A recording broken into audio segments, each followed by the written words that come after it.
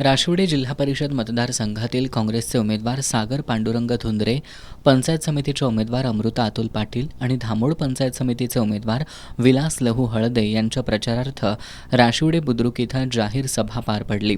दरम्यान येळवडे इथं पांडुरंग पाटील आणि कंथेवाडी इथं माजी आमदार शंकर धोंडी पाटील यांच्या पुतळ्याला पुष्पहार अर्पण करून आमदार सतेज पाटील यांनी अभिवादन केलं. प्रचार सभेत बोलताना काँग्रेसचे विधान परिषदेतील गटनेते आमदार सतेज पाटील यांनी भाजप शिवसेना सत्तेवर जोरदार हल्लाबोल केला.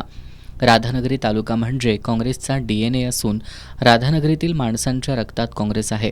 राधानगरी तालुका सगळ्यांना सोबत घेऊन जाणारा तालुका आहे.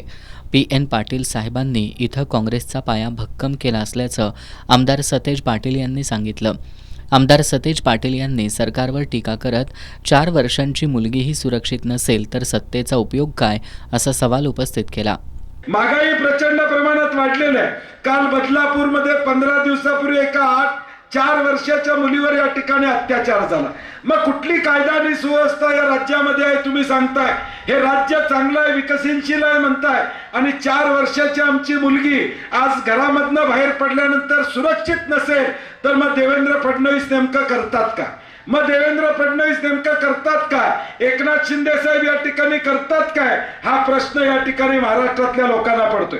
आज आमच्या माता भगिनी या राज्यामध्ये सुरक्षित नाहीत. जिल्हा बँकेचे संचालक AY पाटील यांनी राधानगरी तालुक्यातील सर्व निवडणुका काँग्रेसच्या झेंड्याखाली लढवाव्यात ही दिवंगत आमदार PN पाटील यांची इच्छा होती असं सांगत जिल्हा परिषदेचे 5 आणि पंचायत समितीचे 10 असे काँग्रेसचे सर्वच्या सर्व उमेदवार निवडून आणून या निवडणुकीत इतिहास घडवू असं आवाहन केलं.